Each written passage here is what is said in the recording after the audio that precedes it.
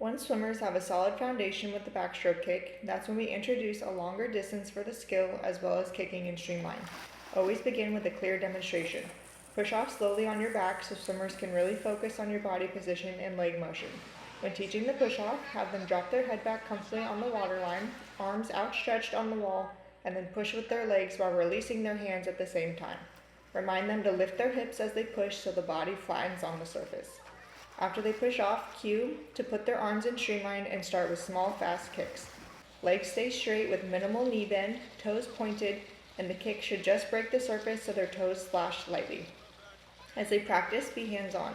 If a swimmer struggles to get their hips up, place a hand under their lower back to guide them.